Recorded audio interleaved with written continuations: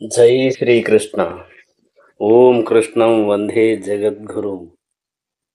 హరే కృష్ణ కృష్ణ కృష్ణ హరే హరే, హరే రామ రామ రామ హరే హరే. ఓం నమో నారాయణాయ. శ్రీకృష్ణుడు ఇలా అంటాడు అర్జునుడితో, దేవదేవుడనైన నాయందే నీ మనస్సును స్థిరముగా నిలుపుము, మరియు నీ బుద్ధినంతయు నాయందే నియుక్తము చేయుము. ఈ విధముగా సదా నాయందే నీవు నిస్సందేహముగా నివసించువు. శ్రీకృష్ణ భగవానుడు ఇలా అంటాడు, శ్రీకృష్ణ భగవానుని భక్తియుత సేవలో నియుక్తుడైన వాడు ఆ భగవానునితో ప్రత్యక్ష సంబంధమున జీవించు తాత్కారణముగా తొలి నుండియే అతని స్థితి ఆధ్యాత్మికమై యుండుననటలో ఎట్టి సందేహమూ లేదు. వాస్తవమునకు భక్తుడెన్నడను భౌతిక పరిధిలో జీవింపడు. అతడు సదా కృష్ణుని యందే నిలిచియుండును. కృష్ణ నామమునకు మరియు కృష్ణునకు భేదము లేదు. కనుక భక్తుడు కృష్ణుని నామమును ఉచ్చరించినంతనే కృష్ణుడు మరియు అతని అంతరంగ శక్తి భక్తిని నాలుకపై నాట్యము చేయవలేను. భక్తుడు వివిధ పదార్థములను నైవేద్యముగా అర్పించినప్పుడు శ్రీకృష్ణుడు ప్రత్యక్షముగా వాటిని స్వీకరించును. పిదప భక్తుడు ఆ ప్రసాదమును తీసుకొని కృష్ణ భావనలో తన్మయుడగును. భగవద్గీత యందు మరియు ఇతర వేదాధ్యయమునందు ఈ పద్ధతి వివరింపబడి యున్నను. ఇట్టి భక్తియుత సేవా కార్యక్రమమున నియుక్తుడు కానివాడు అది ఎట్లు సంభవమనేది విషయమును అర్థం చేసుకొన జాలడు. శ్రీకృష్ణుడు ఇలా అంటాడు, ఓ అర్జున, ధనంజయ, స్థిరముగా నా యందు మనస్సును లగ్నము చేయ నీవు సమర్థుడవు కానిచో భక్తియోగమనందలి వివిధ విధానములను అనుసరింపుము. ఆ రీతిన నన్ను పొందు కోరికను వృద్ధి చేసుకొనుము అని శ్రీకృష్ణుడు తెలిపెను.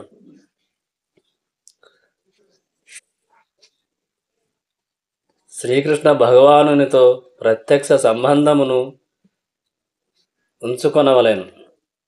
ఈ జగమున నేను ఒక యజమానిని సేవలో నిలిచినప్పుడు నిజముగా ప్రేమతో అతనిని సేవింపను. కేవలము కొంత ధనమును పొందుటకే సేవను గుర్తును. అదేవిధముగా యజమాని సైతం ప్రేమను కలిగియుండడు. నా నుండి సేవను గ్రహించి నాకు ధనమసగుచుండును. కనుక ఇచ్చట ప్రేమ అనేది ప్రశ్నయే ఉదయింపదు. కానీ ఆధ్యాత్మిక జీవితమున శుద్ధమగు ప్రేమస్థాయికి ప్రతి ఒక్కరూ ఎదగవలసినదే. ప్రస్తుత ఇంద్రియములచే నిర్వహింపబడేడి భక్తి యోగాభ్యాసము చేతనే అట్టి ప్రేమస్థాయి ప్రాప్తించగలదు. భగవత్ప్రేమ ప్రతివారి హృదయమునందు ప్రస్తుతము నిద్రాణమై ఉన్నది. అది హృదయమునందు పలు విధములుగా వ్యక్తమగుచున్నను భౌతిక సంపర్కముచే కలుషితమై ఉన్నది. కనుక హృదయమును తొలుత భౌతిక సంపర్కము నుండి శుద్ధపరచవలెను.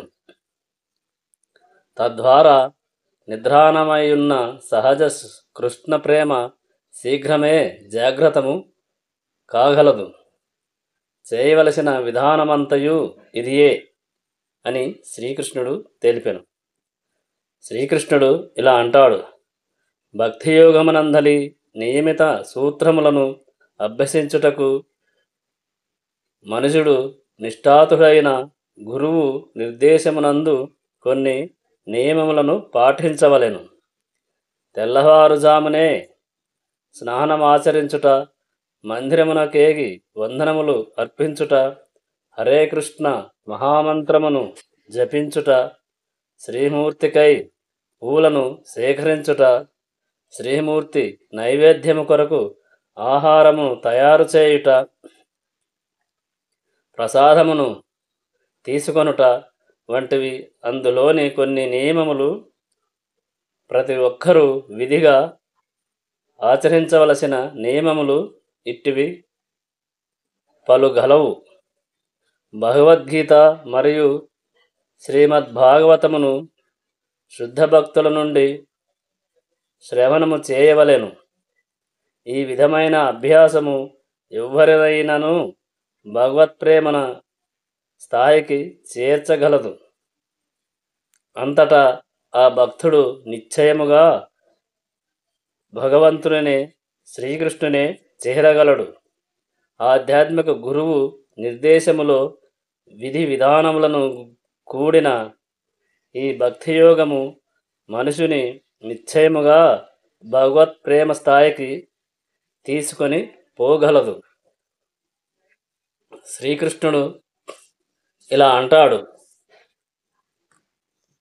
భక్తియోగ విధానములను కూడా నీవు అభ్యసించజాలనిచో నా కొరకు కర్మ చేయుట ప్రయత్నింపుము. ఏలానగా నా కొరకు కర్మ చేయుట ద్వారా నీవు పూర్ణస్థితిని పొందగలవు అని శ్రీకృష్ణుడు తెలిపెను.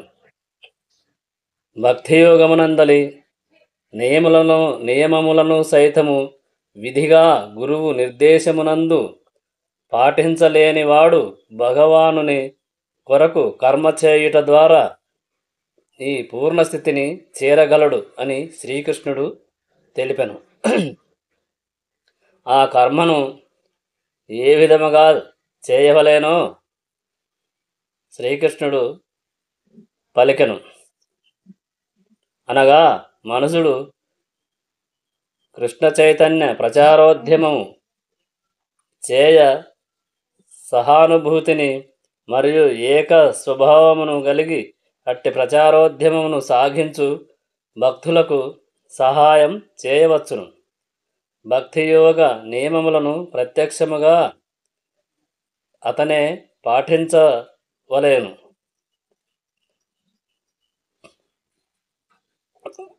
మనుషుడు ఇట్టి ప్రచార కార్యక్రమమునకు సహాయము అందించవచ్చును. లోకములో ప్రతి కార్యమునకు కొంత స్థలము, పెట్టుబడి, వ్యవస్థ, పరిశ్రమలను అనునవి అవసరములు.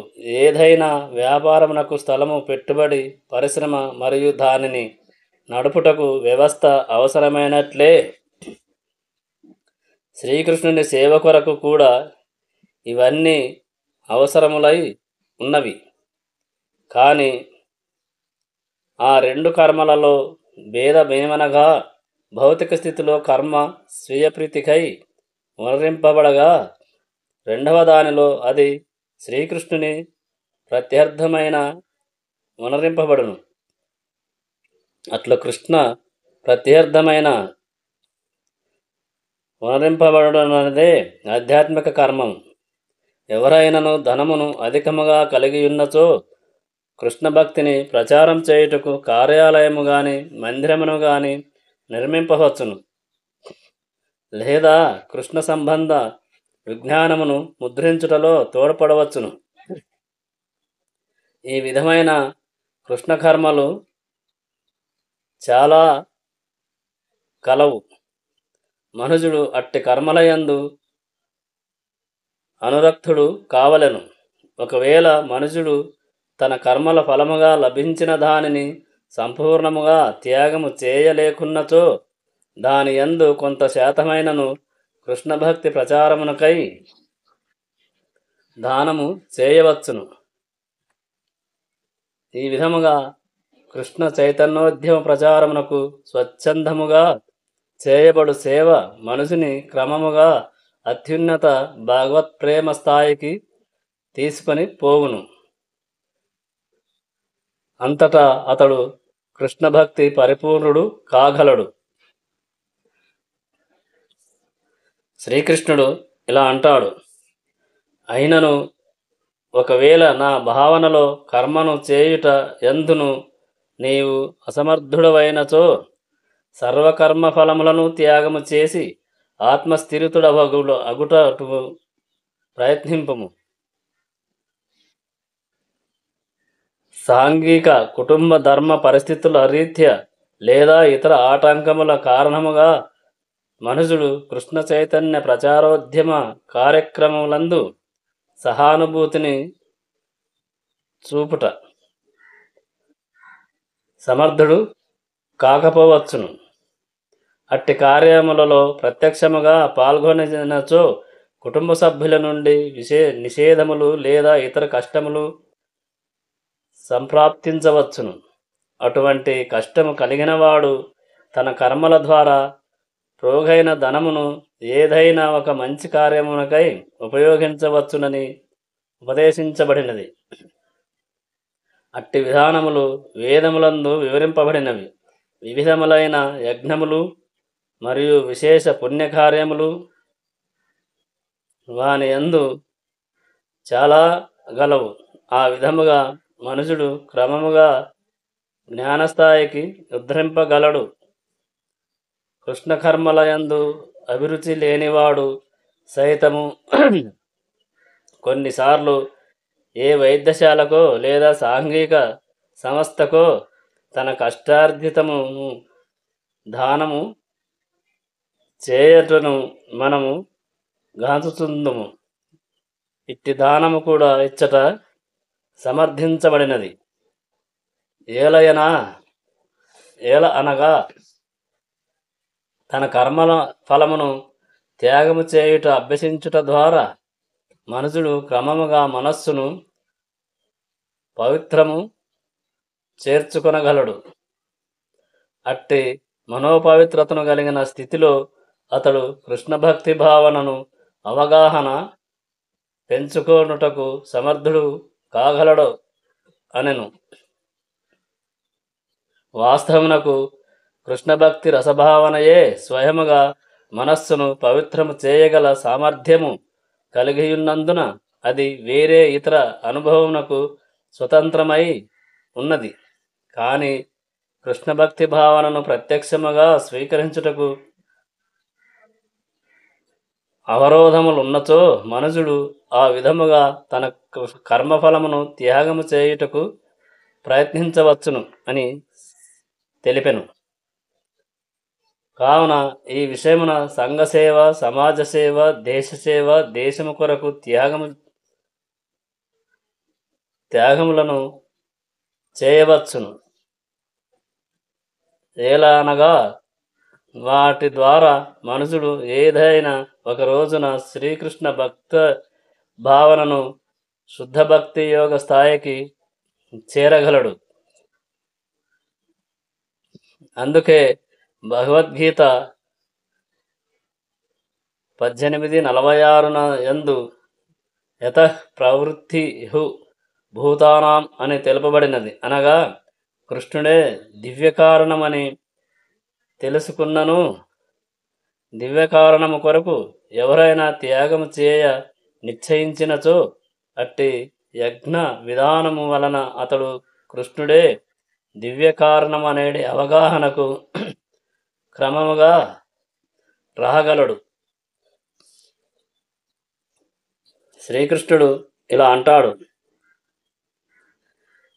జ్ఞాన సముపార్జమునందు నియుక్తుడు అగుము. అయినప్పటికీ జ్ఞానము కన్నా ధ్యానము మేలైనది.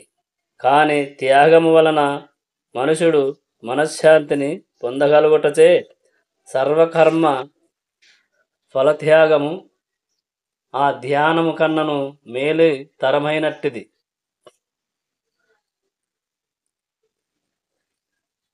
శ్రీకృష్ణ భగవానుడు ఇలా అంటాడు, అతి శ్రేష్టమగు గమ్యమైన శ్రీకృష్ణ భగవానుని చేరుటకు 2 విధానములు కలవు. ఒక విధానము క్రమానుగతి వృద్ధి ద్వారా కాగా రెండవది ప్రత్యక్ష విధానము కృష్ణ భక్తి రసభావనలో భక్తియోగము చేయుట ఆ ప్రత్యక్ష విధానము. ఇతర విధానము మనుజులు కర్మఫల త్యాగము కూడియుండును. తద్వారా మనిషి జ్ఞానస్థితికి చెందును. తదుపరి జ్ఞానము నుండి ధ్యానస్థితికి వచ్చును. ధ్యానము నుండి పరమాత్మ అవగాహన స్థితికి, ఆ తర్వాత దేవదేవుడైన శ్రీకృష్ణుని అవగాహనకు అతడు వచ్చును. కావున ఈ క్రమ పద్ధతిని కానీ ప్రత్యక్ష పద్ధతిని కానీ మనిషి ఎన్నుకోవచ్చును. ప్రత్యక్ష విధానము సర్వులకు సాధ్యము కాదు కనుక పరోక్ష విధానము సైతము మంచిదే అని తెలిపెను. కానీ అర్జునుడు శ్రీకృష్ణుని ప్రేమయుక్త భక్తి స్థాయిలో ఇంతకు పూర్వమే నిలిచి ఉన్నందున అతనికి ఈ పరోక్ష విధానము నిర్దేశింపబడలేదని మనము గ్రహించవలెను. అట్టి స్థితిలో లేనటువంటి ఇతరుల కొరకే ఆ పరోక్ష విధానము నిర్దేశింపబడినది అని పలికెను. త్యాగము, జ్ఞానము, ధ్యానము, పరమాత్మానుభవము, పరబ్రహ్మానుభవమును కూడిన క్రమపద్ధతిన వారు తప్పక పాటించవలెను అని శ్రీకృష్ణుడు తెలిపెను. కానీ భగవద్గీత యందు మాత్రం ప్రత్యక్ష విధానమే నొక్కి చెప్పబడినది కనుక ప్రత్యక్ష విధానమును స్వీకరించి దేవదేవుడైన శ్రీకృష్ణునికి శరణము పొందవలసినదిగా ప్రతి ఒక్కరూ ఉపదేశింపబడుతున్నారు అని తెలిపెను. శ్రీకృష్ణుడు ఇలా అంటాడు: ద్వేషమనునది లేకుండా సర్వజీవుల ఎడ మైత్రిని కలిగినవాడును, మతతత్వము లేనివారును, మిథ్యాహంకార రహితుడను, సుఖదుఖముల రెండింటిని యందును సమభావము కలిగినవాడను, క్షమాగుణము కలిగినవాడను, సదా సమర్థస్తుడైన వాడును, ఆత్మనిగ్రహము కలవాడును, తన మనోబుద్ధులను నాయందు లగ్నము చేయువాడను, దృఢనిశ్చయముతో నా భక్తియందు నియుక్తుడైనట్టి వాడను అగు నా భక్తుడు నాకు అత్యంత ప్రియుడు అని శ్రీకృష్ణుడు తెలిపాను. శ్రీకృష్ణుడు ఇలా అంటాడు: ఎవరికైనా కష్టమును కలిగించిన వాడును, ఎవరి చేతను కలతకు గురి కాని వాడును, సుఖదుఖములందును మరియు భయోద్వేగములందును సమచిత్తునిగా ఉండువాడును అగు మనుషుడు నాకు మిక్కిలి ప్రియుడు అని శ్రీకృష్ణుడు తెలిపెను. విశుద్ధ భక్తియుత సేవమునకే మరల అరుధించి కృష్ణ భక్తి భావనను శ్రీకృష్ణ భగవానుడు శుద్ధ భక్తుని దివ్య లక్షణములను ఈ రెండు తెలిపెను. శుద్ధ భక్తుడు ఎటువంటి పరిస్థితి యందును ఎప్పుడు కలత చెందడు, అతడు ఎవరిని ద్వేషించడు, అలాగననే శత్రువుకు శత్రువు కావలననియు అతడు తలచడు. పైగా అతడు నా పూర్వ పాపకర్మల కారణముగా ఇతడు నా యందు శత్రువుగా వర్తించుచున్నాడు అనుకొనును. కావున ఎదిరించుట కన్నను అనుభవించుటయే మేలు అని తలచును అని శ్రీకృష్ణుడు తెలిపెను.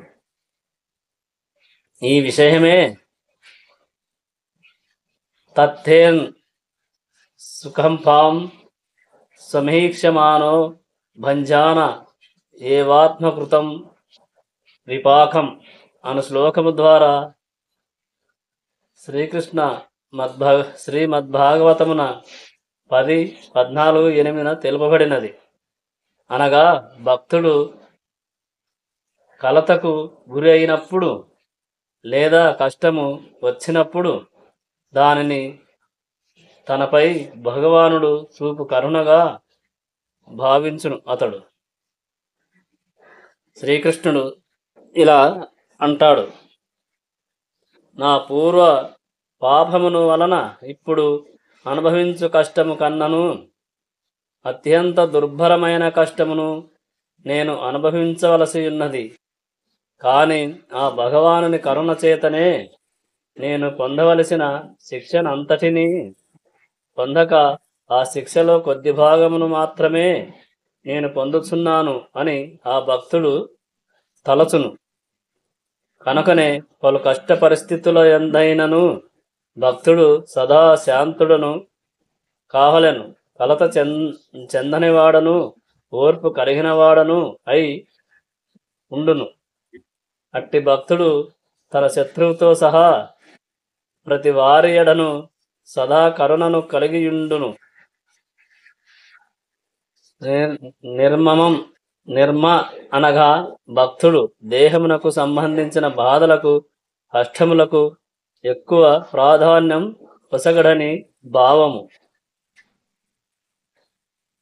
శ్రీకృష్ణుడు ఇలా తెలిపెను, తాను భౌతిక శరీరమును కాననేడి విషయమును అతడు సంపూర్ణముగా ఎరుగును. అందులకు కారణము దేహాత్మభావనము లేని కారణమున అతడు విద్యాహంకారమునకు దూరుడై సుఖదుఖములందు సదా సమభావనను కలిగి ఉండును. అతడు క్షమాగుణమును కలిగి భగవంతుని కరుణచే ఏది ప్రాప్తించినదో దానితో సమర్థుడై ఉండును. కష్టసాధ్యమైన దానిని పొందవలనని తీవ్రముగా ప్రయత్నించుకుండుటచే సదా అతడు ఆనందమయుడై ఉండును అని శ్రీకృష్ణుడు తెలిపెను. శ్రీకృష్ణుడు ఇలా అంటాడు, గురుపదేశములందు లగ్నమై ఉన్నందున అతడు సంపూర్ణ యోగి అనబడును. ఇంద్రియములన్నీయును నిగ్రహింపబడి ఉన్నందున అతడు ధీరుడు మరియు స్థిరనిశ్చయుడు అయి ఉండును.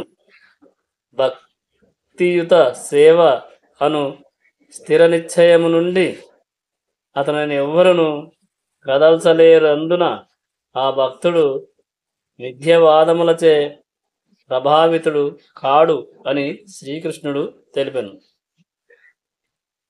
శ్రీకృష్ణుడు ఇలా అంటాడు, కృష్ణుడు నిత్యుడైన భగవానుడననేడి సంపూర్ణ జ్ఞానమును కలిగియున్న అతనిని ఎవ్వరును కలత పరచలేరు.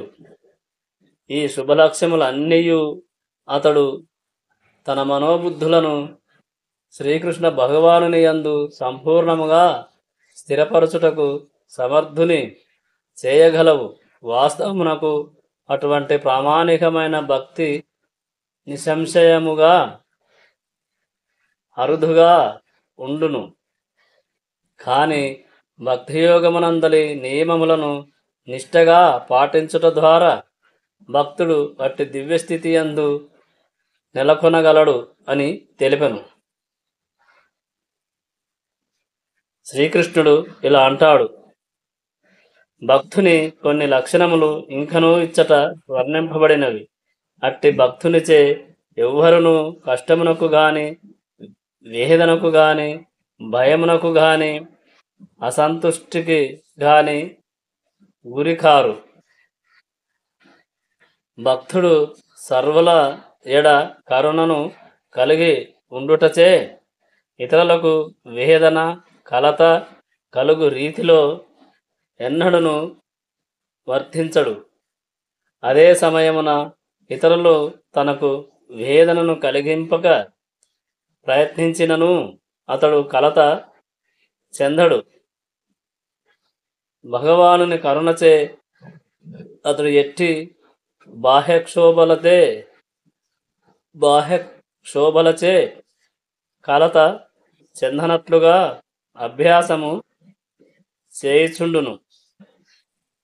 వాస్తవమునకు భక్తుడు కృష్ణ భక్తి భావనలో రమించుచు భక్తి సేవ యందు మునిగియున్నందున భౌతిక పరిస్థితులు అతనికి కలత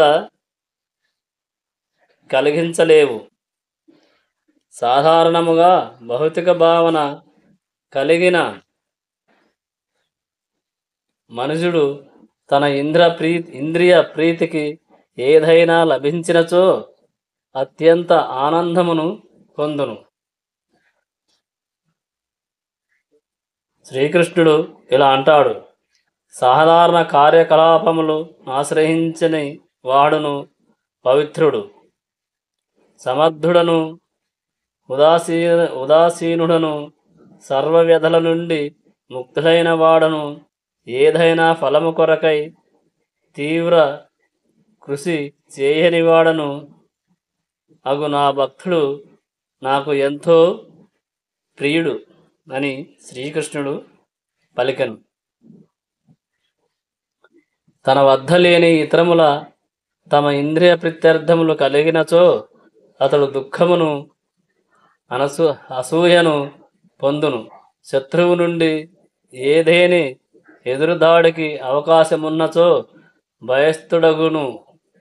మరియు ఏదైనా ఒక కార్యమును విజయవంతముగా నిర్వహింపలేకపోయినచో విషణ్ణుడగును. ఇటువంటి కలతలకు మరియు సంక్షోభములకు సదా అతీతుడై ఉండేడి భక్తుడు శ్రీకృష్ణునకు ఎంతో ప్రీతిమంతుడు. శ్రీకృష్ణుడు ఇలా అంటాడు: భక్తునకు ఎవరైనా ధనమును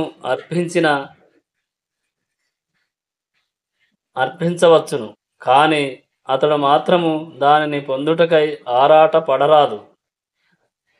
భగవానుని కరుణచే ఒకవేళ ఆ ప్రయత్నముగా ధనము ఇచ్చినచో అతడు పొంగిపోడు.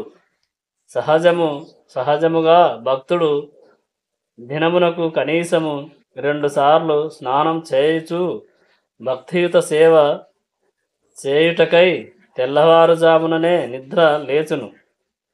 తాత్కారణమున అతడు సహజముగా అంతర్బాహ్యములందు సుఖితయై ఉండును. జీవితపు సమస్త కర్మల మర్మమును తెలిసి ఉండుట చేతను మరియు ప్రామాణిక శాస్త్రములయందు విశ్వాసమును కలిగి ఉండుట చేతను ఆ భక్తుడు సర్వ విధముల సమర్థవంతుడై ఉండును. భక్తుడు సాధారణముగా ప్రత్యేకించి ఒకరి పక్షమున వహింపకుండును, కావున ఉదాసీనుడై ఉండును.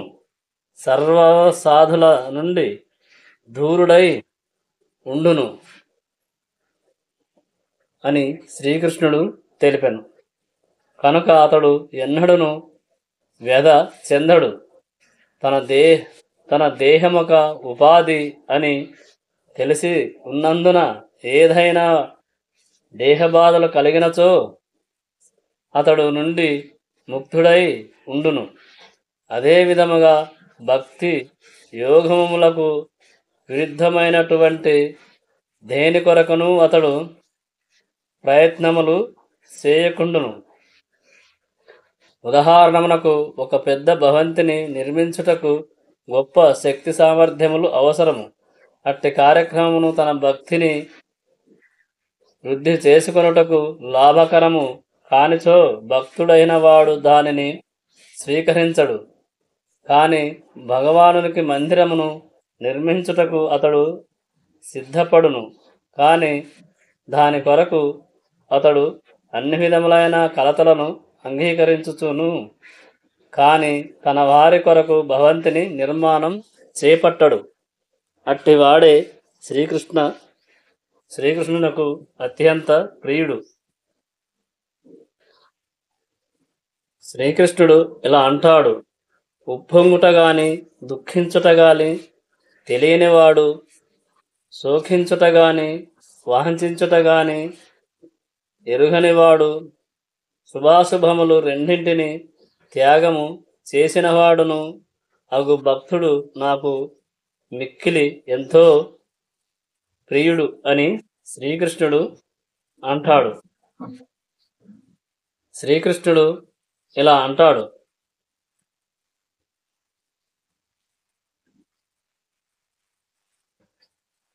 శత్రుమిత్రుల ఎడ సమభావనము కలిగినవాడును, మానవమానములందు శీతోష్ణ స్థితులయందు సుఖదుఖములందు నిందా అస్తులందు సమబుద్ధి కలిగినవాడు, అసత్సంగము నుండి సదా విడివడియుండువాడు, సదా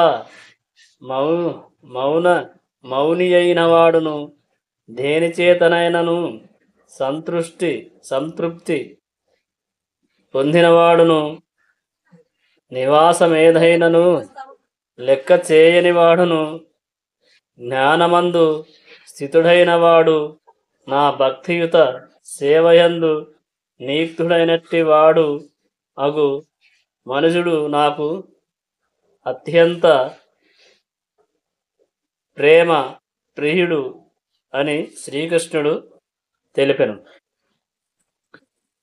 శ్రీకృష్ణుడు ఇలా అంటాడు, ఉప్పొంగుట గాని దుఃఖించుట గాని తెలియనివాడు, శోకించుట గాని వాంఛించుట గాని ఎరుగనివాడును నాకు ఎంతో ఇష్టము అని శ్రీకృష్ణుడు తెలిపెను.